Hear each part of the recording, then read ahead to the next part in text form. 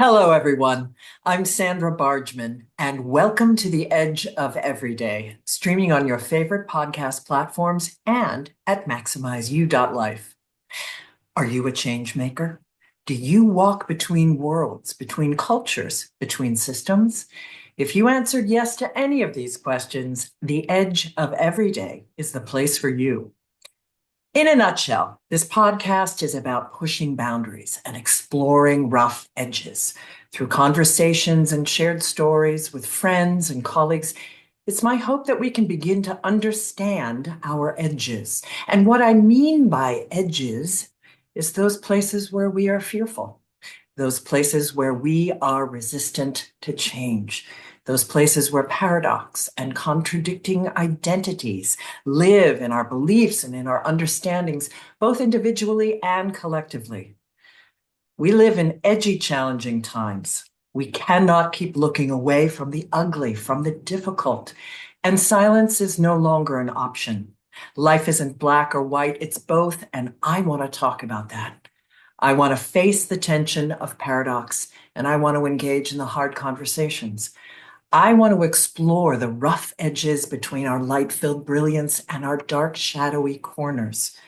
Because the more we recognize our own edges, get real about them, the more we can help others to do the same. And that, I fully believe, can help to change the world. So, thanks again for tuning in. Today is April 15th. Yes, Income Tax Day here in the US, but it's also my birthday. Happy birthday to me. Yes, it's my birthday falling on Income Tax Day, as my mother used to tell me. I was a very good return. As you can tell, I like to make a big deal out of my birthday. I have this really fantastic, fun ritual that I do every year on my birthday. I try something new, something really physical, something that I've never done before. For example, one year I ziplined. One year I did hot yoga. One year I went pole dancing. Yes. One year I attended a sweat lodge. And this year, I'm going rock climbing at a gym right here in Harlem. Yes. I love this ritual, and my loyal listeners know how much I adore ritual. I love this ritual for so many reasons, but mostly because it reminds me to keep thinking outside of the box and to let go of where I may be tried and true. It's an act that really symbolizes, for me, starting this next year of my life with boldness and an embrace of change. And that is what being on the edge of every day is all about. Today, we are live in the hive with our special guest, actor, singer, podcast host, psychotherapist, multi-hyphenate extraordinaire, and master storyteller, Susan Lambert. I met Susan on social media. She reached out to me about my podcast and shared with me that she had hosted a podcast called In the Balance for a few years, which was somewhat similar to mine in our exploration of liminal space. Needless to say, with those two words, liminal space, I was hooked and I reached right back. I love being in a liminal space. It's why I adore ritual. And I know it's why I boldly embrace change, or at least try to most of the time. It's why I call myself an edge walker. The term liminal comes from the Latin root limen, meaning threshold or sill, and represents a time and space where we stand between two worlds or ways of seeing. To be in liminal space is to be in a time where one way of being is breaking down, and yet a new way is not yet taken form. It can be a time of great ambiguity and disorientation, and yet one can remain spacious while in this place and not try to rush out of it prematurely. It can offer great transformation and rich growth that can be brought forth into the next stage. I do recognize that living in a liminal space can be excruciating for some people, culturally, politically, spiritually. For instance, liminal space can also refer to the positionality Native people experience as they occupy both a Western social location and identity and Indigenous social location and identity. However, that conversation will be for another episode. Today, we celebrate. We celebrate my birthday, this new friendship. We celebrate the edge between, the threshold, the liminal space where mystery, paradox, and transformation reside. So, without further ado, it's time to introduce our guest. Susan Lambert is a multi-passionate person. She is a clinical social worker and a psychotherapist and has maintained a practice with both individuals and groups for 27 years. She works with clients struggling with depression, anxiety, trauma, and relationship issues. Susan is a versatile actress who has appeared in leading roles, character roles, and roles written specifically for her in musicals, dramas, and comedies in New York City and across the United States in regional, stock, and off-Broadway productions. She was the podcast host of In the Balance at inthebalance.life for 4 years with 142 archived episodes where she speaks with leaders, experts, and peers from diverse walks of life. She published, now how could that be? I have my phone on off. How can that be? Where she published, produced, and narrated the audiobook, The Wild Edge of the Heart. Oh, I love that. In which she the poetry of 12 award-winning contemporary women poets with original music composed by Kim Sherman. The audiobook features a foreword by iconic theater artist and writer Anne Bogart. And all proceeds from the sale of this audiobook and ebook will be donated to the National Institute for Reproductive Health to support the reproductive health of girls and women. That's awesome. So, and I will have all of that in the notes, show notes, where you can do that. But let's welcome Susan Lambert. Oh, Sandra, you're so kind. Thank you so much for having me. It's a Oh, thrill. It's a thrill. We're right here on the edge together. Hold my hand. totally. Well, in more Yeah. ways than one. It's a time. It's a time to be alive, and I'm thrilled to have you on the show. And I am just so thrilled that you took the time to reach out. Let's tell that story. Yeah. Well, what's Oh, funny about it is I just went off Facebook. I know. So I tried to find you to do some more research. I was like, what? what? Where I is she? know. I know, but I got a lot of riches from it at least. So we got in, we got right there in that little At that space. edge. We went to the edge of the crawl space. Yeah, so I don't know. I mean, that's Facebook for me is that. It's, if I see someone who's connected to somebody, but really if I see someone who kind of captivates me, I think I'm just gonna go say hi and see what's going Love on it. with them. Yeah, I mean that I feel like that's the only way to be there. Otherwise, I'm just gonna, say, oh no, those people are having better lives than me. Oh no, they look so happy. So It can be so true on Facebook. Oh my God. oh Yeah. God. Yeah. Yeah. Let's put a mask on and make sure that we only, although I do have some friends that really only post when things are bad. And I Yeah. Well, like if they get a hangnail, there, there's that. there's a picture of that. And anyway, Yeah. Yeah. Yeah. everyone gets to be on social media the way they want. And And I just really loved, I think, I don't remember now exactly, but I think I saw your face and, we have a wonderful musician in common, wonderful human, Ian Herman. And Ian, if you hear this, mwah. Um, big shout out but to you. Right. But I loved when I saw the title of your podcast, I thought, that's a woman I need to know. So, Mhm. yeah, Well, we in the balance, same thing. yeah, yeah, yeah. So I think we do some of the same choreography and we swing from the same tree. So Indeed, indeed. For another shout out about Ian, yeah. the edge of Ian.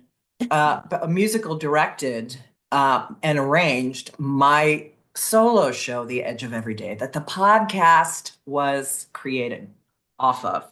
And so that's, it's just, Yeah, and that's the first place I went to YouTube, and I was like, "Wow, interesting, interesting, beautiful show."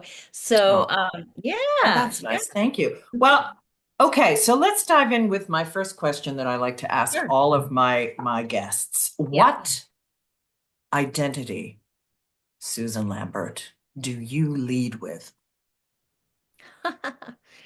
Wow, that's very interesting. Um, I would say that my identity is a little bit like a prism. I don't really live in one fixed place. Um, uh, but I would say that I lead with an identity that's open person, come talk to me. Whether it was, when I was an actor in the theater for many years or now as a therapist or just, walking down the street in Provincetown or 12th Street in the West Village. I think that's probably the identity. Um, if you want kind of more of mm, an identity, like what do you do in the world? I think, No, I yeah, love that answer. yeah, I think I would just say I'm a connector. A lot of people tell me that I'm a connector. So I think that's the thing. I think that's partly uh part of my openness. I'm really curious about people, and I also love connecting with people and connecting other people with other people. So or connecting people with a new idea and just being part of that percolating that you can witness in someone, and what Oh, a joy that is. Um totally feeling that. Oh, it's yeah. glorious. This is why I love this question Yeah. because, some people do go to what they do. Yeah. Some people go to a more liminal space, Hmm. and like you did. And, this is why I had to have this woman on the show. You inspired the fact that we were going to go and talk about liminality. Yeah. And it was based on what you wrote to me. Well, I almost was going to say when you asked that question, my first like ping in my brain was, "Oh, I'm a little lap dog who jumps on your lap and starts licking your face." So who knows? Could be Good. that. Okay. Yeah. It depends on the day. Depends Depends on. on what I ask you. Yeah. I love it. Yeah. Well, and as a multi-hyphenate, Mm. I feel like I think that, I mean, I can only speak for myself as a fellow multi-hyphenate. That's, another reason why I wanted to have you on. We've had such an interesting, similar journey. Yeah. Um, it- when you are a multi-hyphenate, and it's more common in today's world, it's not like you and I are madly unique, but I Mhm. think identity it's more easy for us to be fluid because we are moving through what kind of, for lack of a better word, what kind of mask am I putting on? And to some extent, it's true. Hopefully, we don't always put on masks, but let's be real. What world am I going to walk into right now? I'm sure, I'd like to believe that I'm exactly the same everywhere I go, and I have been told that, but we do change a little bit. When I walk Mhm. into spiritual counsel someone, I'm not, you know, I will swear, but but I do have an air of, it's a little different. No, it's interesting what you're saying because I feel like it's interesting because the two worlds that I live in, well, I live in more than two worlds, but let's say the two sort of big prominent worlds that I live in, like I live in the And that's artistic. my next question. What worlds do you walk between? Yeah, like I live in the artistic world and I live in the helping world, the process world, the helping world. I don't feel they're that different. Number one, I don't I feel that those two worlds are really very different at all. But of course, there's a different kind of energy in the process, and there's a different goal, and there's a privacy in one where there isn't a privacy in the other, etc. But it's funny. I feel like the thing is, um, I think people know you no matter what context you meet them in. They're going to know you as they know you. And the people that have gotten to know you in other contexts are going to say pretty much the same things about you. And I think, obviously that happens when you know people for a long time, but I think even when you don't know someone for very long, especially if you're open and if you're wanting to connect with people, people can grab who you are and they're going to grab who you are. Like my clients aren't seeing me as some kind of therapist entity that they would not recognize if they saw Out in me the in a world. rehearsal. They Exactly. would recognize me. They would recognize me and vice versa. You're really, if you're, if you're helping people or if you're helping people and you're trying to help them be who, I don't know, who they want to be or be who they really are or feel what they want to feel or connect with the world, then it's a good idea if you're You trying for model that. it. Yeah, you're trying for it as well, and like it's the same thing, if you're in a rehearsal or a play or a musical show or a cabaret, you're kind of going through the same stuff. You're going for some kind of discovery, maybe about yourself, but it might not be. It might be about people who are totally different from you. It might be about stars, moons, it could be anything. And so I think, if you can be in that process with others and they're going to be in that process with you, whether they're audience or client, and you have the same thing, you will be known. And it's such a, it's scary sometimes. It's sometimes a little scary, but that's the whole thing too. Like if you can try for that, then people that you're working with or helping are going to feel like, oh, maybe I will try for that Mhm. as Yeah. well. And then you try it together.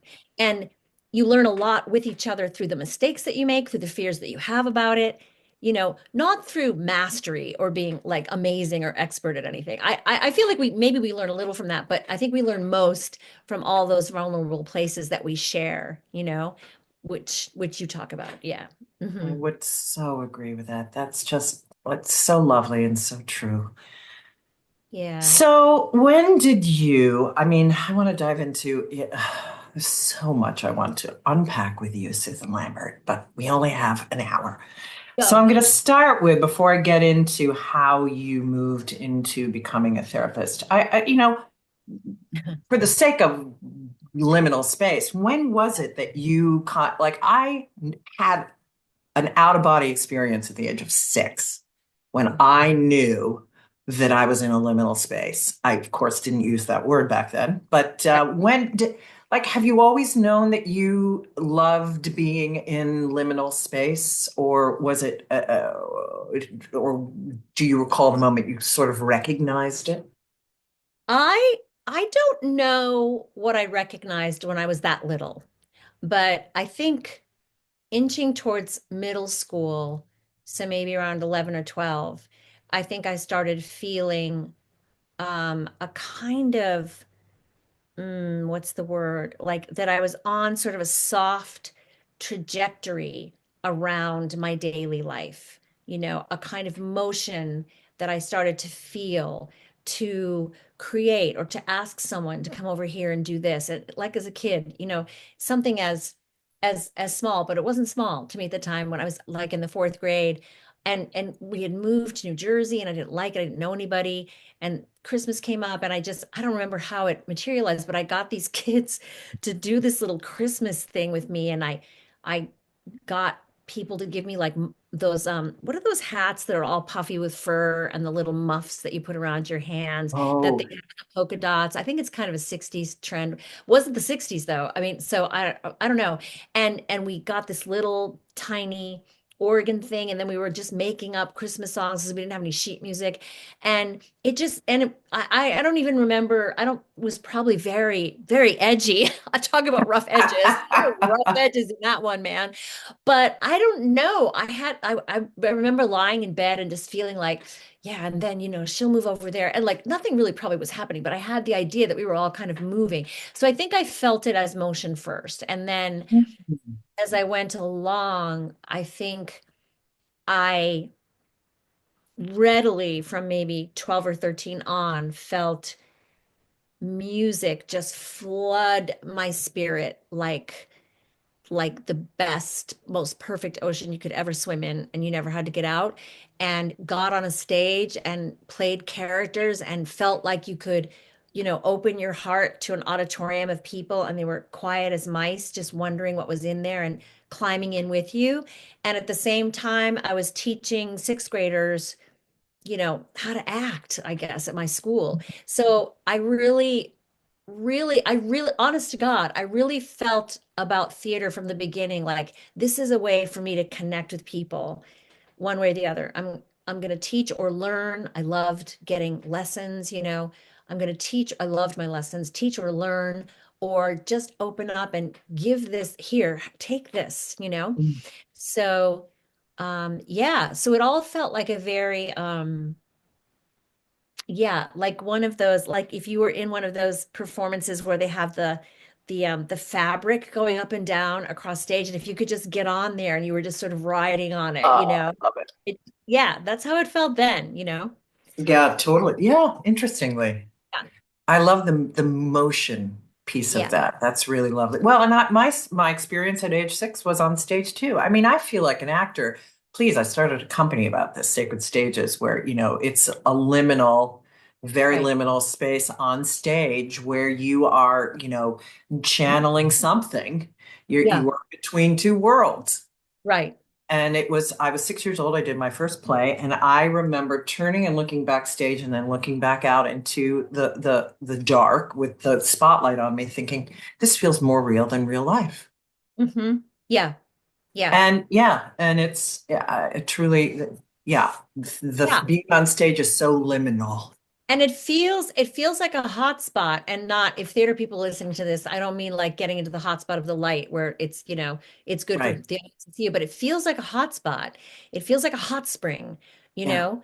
Like you feel like, oh, I'm in a hot spring now. And I know I don't live in a hot spring, but I am living in a hot spring of emotions, of larger than life, interactions, of stories that people haven't heard yet, or maybe they've heard 100 times, but we're going to tell it this way. And it's very, yeah, it's got such a flow to it, until it doesn't. Sometimes it doesn't have flow. Sometimes, like I say to my clients, very often I'll say, so it's like you're facing the rickety bridge across the ravine and you got to get to the other side. It's rickety, but you can probably get to the other side. We just don't know how yet. But there are a lot, I've been on a lot of rickety bridges, so in the beginning it was not rickety. It was amazing. Yeah. Yes, bridge building is another liminal way of being liminal. Bridge Yeah. building, hopefully not rickety, but more Right. often, yeah, more often than Right. not, it is. Yeah. But so I'm curious to hear your story as to how you stepped into. So you went on and had this career. Mhm. You were in New York City. What was the spark Mm. when you decided to become a therapist? Well, I mean, I was teaching singing. I was teaching voice, as well as, when I was working in the theater, and even when I was in conservatory, when I was still in college, I Still would teach. working in the theater. No, no, but then when you're Yes. talking about full time, Yeah. yeah. I would teach voice lessons to the dance majors and all that stuff. So I kept teaching voice all the time that I was, acting and singing, as my like main thing. And and to be honest with you, to be very honest, well, I was in therapy, goes without saying. Um I was in therapy, which meant a lot to me. Um to be honest, my shift from the theater industry as my, main Mage thing, focus. Yeah. my main focus, to going back to graduate school and, shifting careers was that, I got burnt. I got burnt in a rough industry. I got kind of burnt. And I felt like, oh, so I get to choose. I get to choose. I know myself a little better now. I am not one of those people, and there are a lot of these people, and I fall down at their feet and kiss their feet, who take tons and tons and tons of knocks and keep going and going and going and just have the joy of all of it despite. I wasn't that person. It was hard for me. I got burnt a couple of times. They were not good. But a veteran person would say, "Oh God, that sounds terrible." Yeah, I know somebody who went through that. But I thought, I don't really want to live this way. I don't want to live this way. I don't want to wait as long as sometimes you have to wait to get a job in a play. I don't want someone to, take my role from me, or I don't want this stuff. I would like to be in something that feels creative and connecting, but I remember saying to myself, but has a more measurable momentum. I'd like to be able to create my momentum and not be at the mercy Like when I was talking earlier about being on stage in my early days, my very early days, being in a flood of music. Well, I don't want to be in like the rapids that are gonna drown me. Like I don't want to live like that. So I knew that. I'm like, nah, I'm not I'm not getting in a dinghy and going in the rapids. So that was really the initial thing that I thought, yeah, I don't know. And then when I thought about it more, I just thought, yeah, this is okay. This is okay, Um, and did school and started to get into the work, and I was loving the work, and then came the mallet, I'll say the mallet rather than the hammer, that said, "Oh no, but wait, I'm not singing and acting all the time. Uh-oh, what did I do? Ah!" You know?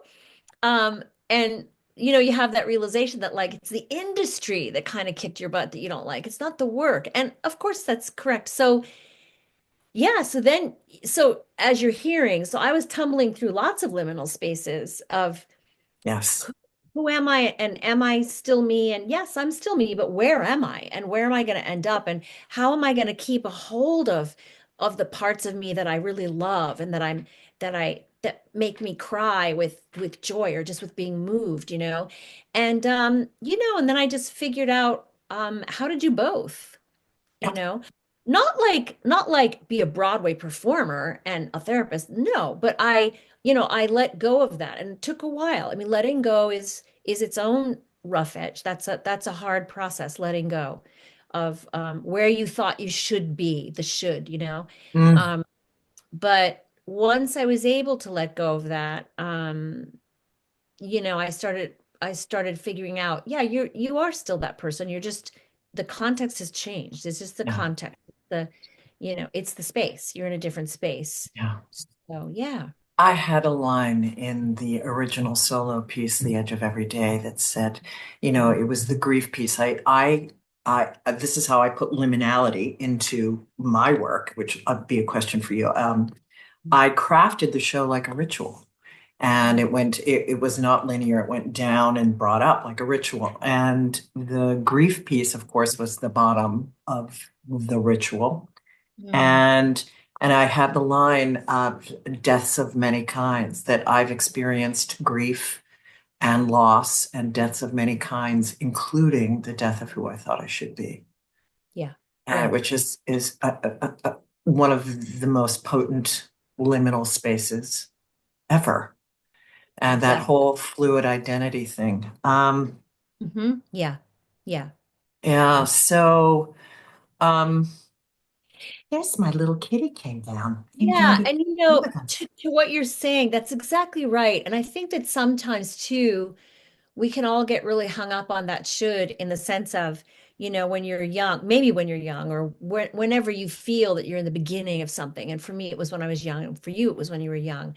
You have people surrounding you, and you have a thing in your heart that feels that you're filled with promise. That word, you're filled with Mm, the promise of, and the potential, that whole thing. And I'm all for potential. I'm all for that. I'm all for that whole feeling. But I think we can get caught up on it if things change. You yeah, know, things can change. And, the promise that you felt you were going to fulfill, part of, I think, the grief that can happen when you're making the change is, oh, I'm not gonna fulfill that promise. Or sometimes it could even be, I didn't reach my potential. Why didn't I? And then you can go down those rabbit oh holes. yeah, Um, I think I helped myself a little bit with that stuff by moving right into an area that was meaningful to me and that felt like it had um, real potential for connection. But I was really mourning, will I lose that part of myself? Will I lose her? And then when I realized, no, you won't, that was a very swimming underwater period until I came up and said, no, here you are, you know, and so I really encourage people, not just artists though, people in my practice too, um, DIY, do it yeah, yourself, yeah, whatever you want to totally. do. And you can always do it yourself. Like if you want to do it in a big industry, if you want to do it with six other people, if you want to do it down the block, if you want to do this, um, great. But you can also Create your joy, indeed. do you yourself, DIY, and that's really a very real thing if you can find your way to it. And it's, it's it can be a rough ride. It can and for all of the reasons, that you were just talking about, the shoulds, but, I didn't, I was called to ministry because I just had to step out of the proverbial closet as a spiritual to the things that I was able to know Mm, and walk with. It just became unbearable to not sink into that journey. And that's quite literally, it was like, life was fine, but I had mm, to do that. And it became more interesting to me than the business. Um, mm. but yeah, but everything takes its attention, and you can't have, I wasn't even interested in having the same flourishing career once I went to seminary. I I never felt like I lost that part of her, but of myself. But it did take, to your point, it did take some navigating to really understand how to weave those two together, which of course don't feel separate at all to me as well. Right. So it was creating Sacred Stages, my company, and then Edge of Every Day, that was based all of my spiritual concepts and crafted like a ritual, that where I really felt that I was stepping into my true path as a performer slash spiritual leader. Yeah. And Yeah. it just really, and it affected, uh, uh, from that day forward, all of my performing. It just, there was nothing as great as speaking these concepts. And I guess that's really what you do, what I do, what we help people to do is to tell their story in authentic ways, find their voice in Yeah. authentic, because I had to find mine. You had to find yours. And all Yeah. were like pieces of the tapestry. Absolutely. And just one small part of that's kind of funny for performers to hear is that, I did my best work once I was out of the industry. Um, Not because, I'm not bashing the industry, but for me, it was because I needed to learn that we have different dreams at different moments of our lives. To imagine that we have one big dream and that's it is limiting. That's just limiting.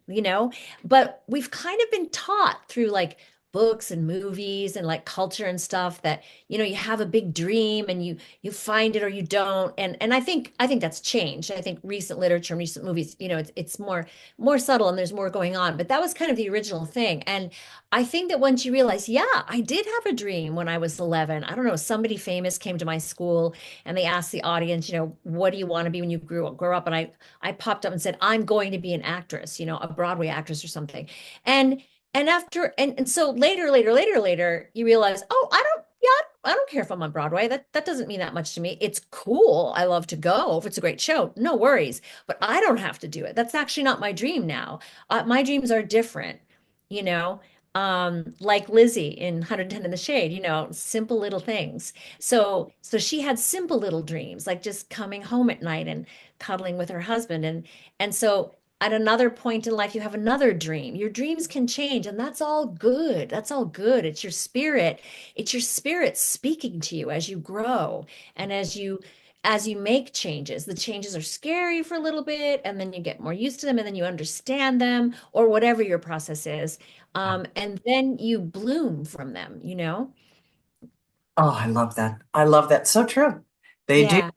absolutely change. So how do you feel? You mentioned it in that very first contact that your sense of the liminal space has really shown up in your work, in your art, et cetera, et cetera. I mean, that maybe this is a great seg into your book, The Beautiful Wild Edge of the Heart. I mean, Mm. I rest assured it shows up in a million ways. How does liminality, the liminal space, show up in your work? Um, I would say that, I did many cabaret shows when I was in New York. And now we call them solo shows. I don't know what we call them. Um, but I have always been interested in the what if, or the like one song, one piece that I did in a show that I did called Men and Women. I did a Kurt Cobain song a cappella. Um, I forget the title. All Apologies. And I did it a cappella, and the story behind it was that it was a suburban wife who fell in love with the girl who's the cashier at the Kmart. And she's sitting at the kitchen table telling her husband, like, I'm sorry, but this is part of who I am. I gotta go there. So I'm always interested in kind of what if this happened, or what if you were in this place and you felt Yeah. like you kind of were feeling like you wanted to go over there, or what if what if you feel like you're sometimes in this sense of who you are, but there's another part of you that you don't give enough voice to. And then what if another piece that I started writing that I didn't finish, was a musical, and we started it out. It was a teenage girl, and I felt like the first part of it should be film, where she's done a suicide attempt because of a creepy teacher, and it's the film. But then the whole play, she's on a riser with an angel, and she's literally in the in-between space, probably for 5 minutes, but it's a whole play. And so that interests me too, like that beautiful Mm. moment in Contact. You remember that movie with Jodie Foster? When she goes in the thing and they all say, yeah, it didn't work. She was only gone for a minute, but she went to Vega and met her dad. So I'm getting goosebumps. I love that scene. But yeah, if anybody hasn't seen that scene, just Google it, Contact, the scene in Vega. Um, but, but I love the notion of, time isn't necessarily the measure you think it is. It could be your time, you could be living something in 3 minutes that people just didn't even notice it went by, or those ways that you might change that maybe you don't notice, but you feel it first, then you know what it is, or you never know what it is. All of that, what if, I really like that. And I like that in the work. And I like to do things like I like to do this song like a man and that one like a kid and that kind of stuff. I think it shows up in that way in my work I anyway, in love my it. work. Yeah. I can feel how that serves your clients as Yeah. well. That mindset is really helps them to begin to think outside of the box in their own healing, in their own Yeah. journey to know themselves. I think so, because I think that like, don't get me wrong, I love the internet. I think it's amazing. I think it's amazing. One of the things about today's world, and especially people like in their 20s and 30s, um, that we're so inundated with information and people giving us answers, quote unquote, on whatever it is, TikTok. I've never been on TikTok, but I hear a lot people saying, well, the woman on TikTok said, and Facebook and Instagram and all that kind of stuff. I think I think one thing that's a little bit of a challenge, or could be like a wall, or like a wall of water sometimes, is that we're getting a little bit too much answery kind of information, rather than just be comfortable, like the typical therapist thing. And it's true, true, true in therapy. They say, tolerate your feelings, or they say sit with your feelings. And sometimes I'll say to a client, and I mean it, okay, this is going to sound therapist-y, because it is kind of therapist-y, when you say, you got to tolerate the feelings. But it's true. Like, find a way to just, yeah, to just hang out around that rickety bridge, or hang out in that space that you're not so sure about, that someone's going to say to you, you have an answer to. But answers are not necessarily, they're not bad, but they're not necessarily going to open you to where you're going to grow next, or how you're going to expand, or how you're going to shore up. You may not be expanding. You might be needing to shore up, or to cozy in, or to reach out, or just to know yourself, or to have a kinder inner word for yourself.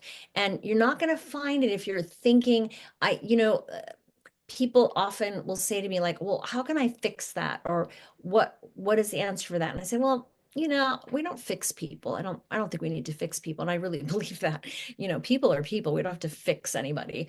But that's a thing that I feel like with clients is really important. And once people get the hang of it, they're okay, because we're doing it together. Yeah. It's not Well, and they like, realize it's not, once they try it, they realize it's not so scary, yeah, or a little less scary. I'm sure And you find that too, because oh, totally. you're there with. Yeah. Well, and I love what you said about answers. They don't necessarily open the doors. It's the questions. I mean, Yeah. if you're really going to sit with, like, a question is going to just make another question, and you're just going to keep expanding. Yeah. Yeah. That's the power of curiosity, like another thing that I try to do in the therapeutic work is like when people are, whatever, they're working on a problem or an issue, I'll say, and they'll say, so what can I do, till next time? I'll say, you know what? Just notice it. Just notice it. If you notice it and you're a little curious, just say, there it is again. Wow. Okay. Like just notice it and be curious. And I don't say that to be like nice. I say it because that's the way to let it breathe a little so that you can actually feel it. Because if we don't feel it, we're going to stay in our heads. And being in our heads is like, we have to be in our heads a little bit sometimes, but living in our heads is just not the fun, beautiful place to be. So if you can, just like notice it and go, huh, and be curious. Curiosity is going to take you so far. It's like watching bunnies or dogs with bunnies. Well, this is you've just described it, a delicious liminal space. Yeah. It's allowing ourselves this old way of who I was. I know I'm moving out of it, and who is going to show up. I'm not quite there yet, Yeah. but the way my brain works, I just popped into my head that the edge of every day was Yeah. created during COVID, a massive global Well, liminal space. yeah, man. Yeah. That's So, right. yeah. Right. And that's like, and I really think that we all know that we just lived through a plague, but I don't know if we really know it. I don't think we I'm really so with know you. it. Yeah. Like, I I don't. don't know that I really know it. I notice little things like, oh, I don't really bother to put on earrings much. I used to always have earrings on, or like I used to have 10 rings on my fingers. I don't do that anymore. Or um, you know, uh I'm in my PJs because I'm working at home. I'm not putting clothes on every day. And I thought, oh, that's COVID because you never left your house. Like for several months you were like in your yard or the house and like And washing that and was it. Yeah. basement. And so just now I'm kind of noticing, oh yeah, I'm still in a kind of in between space, even though I feel like, or even though it looks like everything's all, and we're not even talking about fascism, but like, we're just talking about plague now, but everything looks like we're back out in the world, but I Yeah. don't know if I'm all the way back out in the world, really, in little ways. Uh, Yeah. I think I'm, I'm with you, but yeah, it is fascism. We are in a liminal, like, things are uh-oh. breaking down pretty rapidly, Yeah. and Yeah. what is to come is still unknown. Yeah. And, you know, that's a Yeah. podcast episode extraordinaire, Yeah. a separate podcast to talk about But that. I want to, it really speaks to what you're doing though. It really speaks to, and I do encourage my clients in my own way, but you're the real deal. It really speaks to spiritual work. We must try to embrace spiritual work now. It's the only it's way. the only way to get back. It's The the only only, way. we have gone so far astray. Yeah. And the tendrils of that are so far reaching. So far reaching. So it's really, really, really deep and important work that you're doing. And I really appreciate it. Hmm. Thank you, my friend. That's very Yeah. kind of you. Yeah. Well, right back at you in the Mm. balance and all the work you're doing. And this, I just purchased the Wild Edge of the Heart. I love that title. So talk to us about this. Tell us all Yeah. about this, the spark for So this, and yeah. So so I have a wonderful friend, Walker Vreeland, who's a voiceover artist. He's like just a genius. And I've known him for many, many years. And I don't even remember how we started the podcast. I don't even remember, to be honest. I don't remember. We just started the podcast.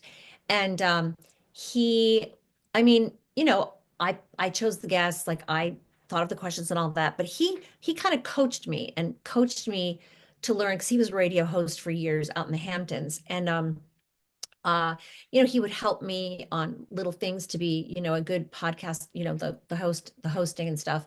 And he also edited and did all the sound work and picked music for it. And so we had a great collaboration for the podcast. He's just so wonderful. And he produces lots of podcasts now and audiobooks. In fact, he produced Corona City, Voices from the Epicenter, which was an audiobook that won the best audiobook of the year during COVID. And anyway, so we did the podcast together, and then I said, I'm kind of at the end of what I'm doing with the podcast, and then I met lots and lots of poets in my research and in episodes that I wanted to do and people I wanted to interview, and then Hmm. became friends with some of them. And one of them, Alexis Ronan Fancher, who I love. I love all of them. Um, we still haven't done it because COVID hit, but we were going to do a film of three of her poems I wanted to kind of string together and make a film. Anyway, so in COVID, maybe during COVID or the end of COVID, yeah, maybe at the end of COVID, I said, what if we did an audiobook of a bunch of poets and we give all the money to a charity? And he said, "Oh my God, that would be amazing." And so, and I ruminated a little bit about who to give the money to, and I asked a couple of friends of mine, and a friend of mine had a connection to the NIRH because I wanted to give it to for women's rights. Um, and yeah, and then I asked all the poets that I knew, and a couple of them knew poets that I didn't know, but they said, "Look, she's great, do it with her." And they all just generously said, "Yep, pick two poems you want." It was amazing. They were so generous. And I worked on the poetry myself a lot. And then I kid you not, I drove down from Cape Cod because I was here then to Philadelphia where Walker was living, and we did the whole book in one afternoon. Practically every poem was one take because we just Hmm. had such a great flow, and I had really Collaboration. a lot, and it was just we were in the zone. And I'm proud of it. I'm proud of it. And the poets are stunning. I mean, they're badass, they're beautiful, they're honest, they're funny. All They're women. all women, Mhm. and they're diverse. And so yeah, we hooked up with the NIRH, and then the NIRH had a terrible tragedy. The president of the NIRH suddenly passed away, and she was in her prime, and that was a terrible blow for them. So there was upheaval, and then Kamala and Tim took the news cycle. So I thought, I'm not going to go crazy pitching the book where all these places I was going to pitch it, because those people are going to be trying to get Harris and Waltz into office. And then you descend into fascism.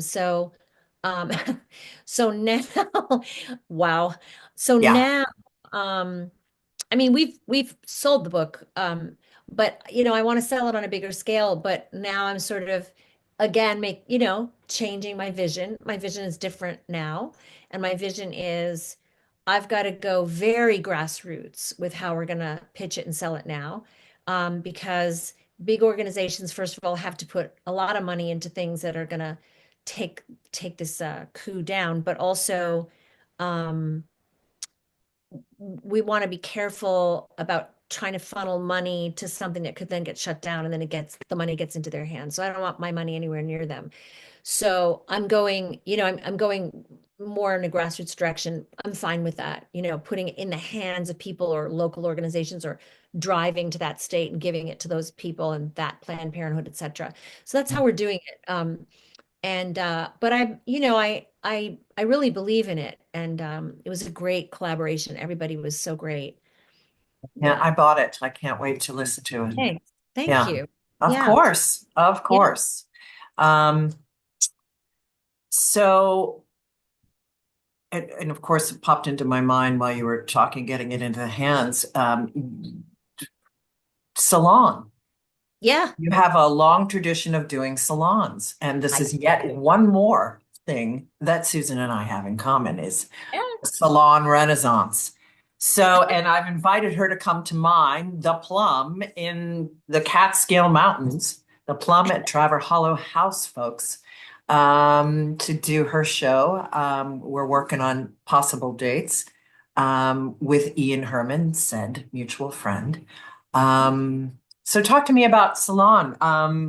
Tell us about the show and your relationship with Salon now and how you're seeing it, how it might help in the times in which we find ourselves. Yeah, well, I really again going on that kind of DIY thing, but also I love the salon concept because I feel it's about bringing people together, some of whom know each other, some of whom do not know each other, in a way that's well, when I was doing it in New York, that's affordable because going Yeah. to cat. So one of the things I had a salon series for a year in New York that we did at City Winery in a slot that they would never have any of the big performers. So I said, just have us. We'll be there for an hour. You don't make any money there anyway, and that was fine. And then a friend of mine, I had a big apartment in Astoria, and my living room was gigantic. And then one night I was there with girlfriends. She said, girl, you should just do it here in this living room. And I said, my God, you're totally right. So it changed to Salon Astoria and it was in my living room. I got back jacks and we had 50 people in there easily. Fabulous. We did poetry readings, people sang, did cabaret shows, um, Christmas shows, everything. And the idea was if you can donate $10, great. If you can't, okay, bring your own wine. We'll cork it and put it in a plastic cup. And what I really loved about it is that thing about people, sitting on my floor in backjacks, um, getting to know each other and Yeah. being just really willing to sit in someone's living room and see this woman do a beautiful program and feel really chill about it, have like a really homey, their shoes are off, they're sitting around, it feels friendly and warm. And you love that idea of the old-fashioned salons, but now I feel really the same way about it now. I feel like a friend of mine and I are going to get a salon going here on Cape Cod because Oh, I have a lovely. backyard. I did the audiobook launch party in my backyard. It worked well. And I thought, because I have a couple of decks and it's not fancy. It's kind of a wild, like bunnies are living all over the place.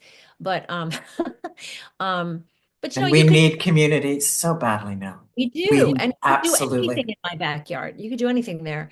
And he lives in P-Town. He has a big house, so we're gonna kind of brainstorm that. And I think it's really important because I also think that everybody kind of huddles together in small groups. That's in a lot of different places, and I think that's good. But I think that, like you say, getting outside that box and realizing I have my little group that I huddle with. And then I have these other people. And so I really can have a sense of belonging. Even if I'm not in that group over there, I don't know, the way I am with these two people, I am in that group right now.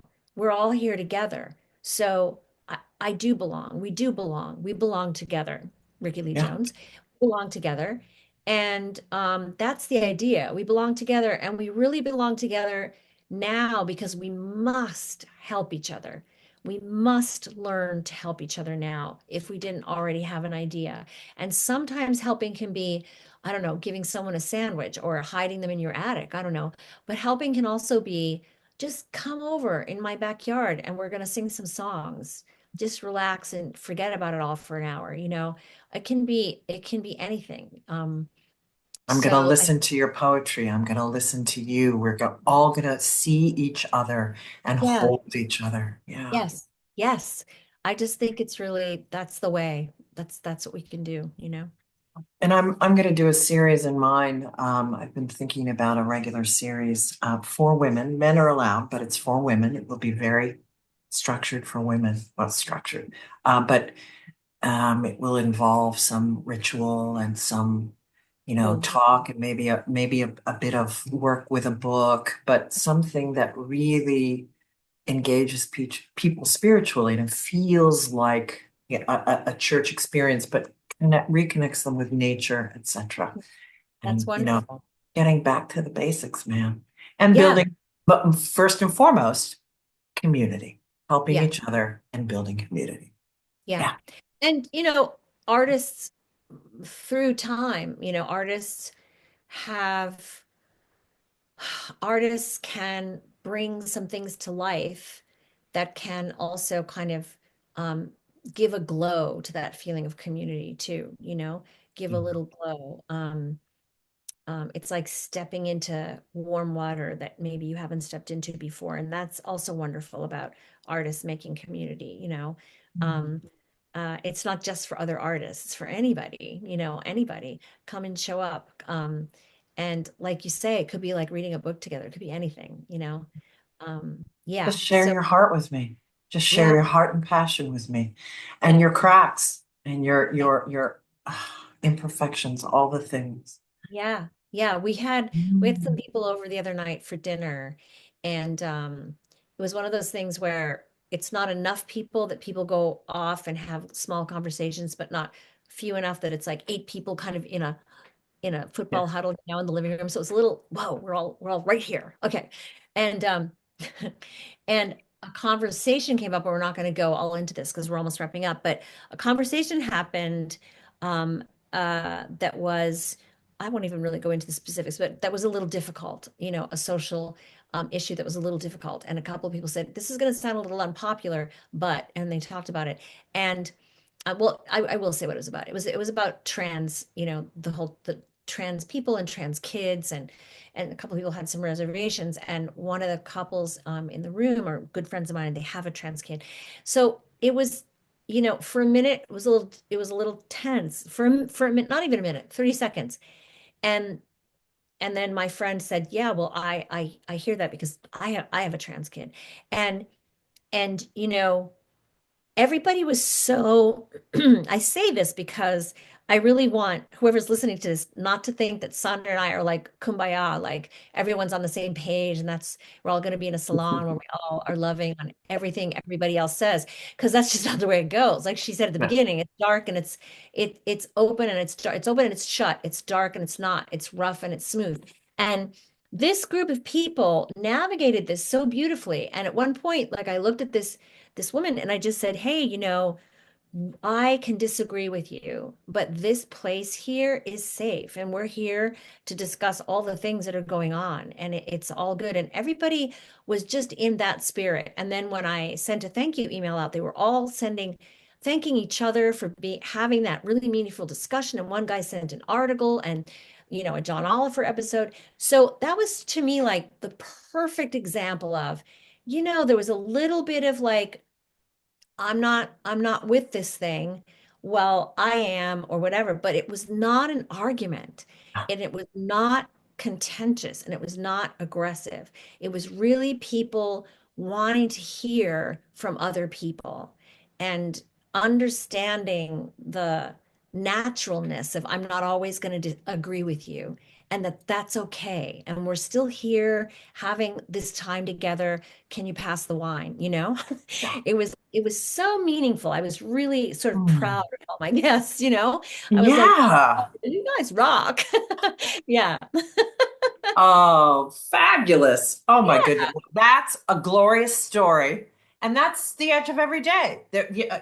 Hello, we want to have these, we want to Hello. face the tension of paradox. We want to have these courageous conversations. Yeah. Um, we don't always have to agree on something, but, unless, of course, it's my personal rights, and then that's problematic. If we're Well, there's that other kind of sphere, which we're not going to get into today, but next time, when she comes back, folks, we'll get back on that track.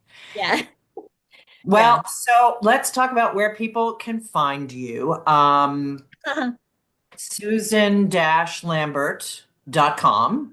Yes, which is off, which is being re overhauled. So is that what you say? Overhauled. So it's going to be back on in like a week. And also Susan, was it what is it? SusanCreates.net, which is which is out there somewhere. Yeah, because I'm not on Facebook. I'm on Blue Sky, but I haven't really figured out what you do on Blue Sky. I keep saying, "Hi guys, is this right? Can I put a picture here?" So I don't even, I'm on there, but I'm not saying much because I'm just trying to figure it out.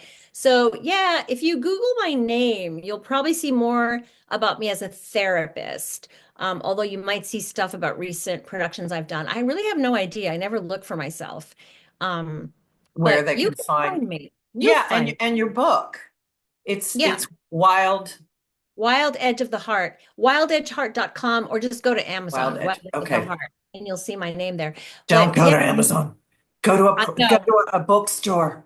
Totally. Well, I've given Amazon up, but I couldn't give it up because the book is for the book, but I don't go there anymore. It's also Barnes and Noble, Mhm. Spotify. Are Spotify bad guys? I don't know. I don't know. I don't know I don't that know. either. So Barnes and Noble I think is okay. And but yeah, if you just Google my name, if you really want to talk to me or you need anything or you want to hear about a group, I'm going to do a free support group in September for whatever's going on. And if you Google me, you'll see some information how to connect with me. You'll see something. Mm. Sorry, I'm not. You'll say something. You'll Well, see some. and I'll have all of these in the show notes, folks. So, Yeah, and I'll put all of the websites and all of the yeah. things, and you will be able to Yeah. locate this glorious woman. Thank you Oh, so much for thank being a you. guest on the edge of every day. My goodness, thank you so much. It's an honor and a pleasure. Just a pleasure. Hmm. Truly. Well, I have a Mary Oliver line to close us out. Mhm. Is there anything else you want or need to plug or share with our audience before we sign off? Nope, Mary Oliver's my favorite. Shoot. Love that. Keep some room in your heart for the unimaginable. Keep some room in your heart for the unimaginable. That is the most glorious liminal space. Thank you so much for being a guest. And to my listeners, I say thank you for spending this time with us. Remember, you are always at the edge of the miraculous. Till we speak again, take good care.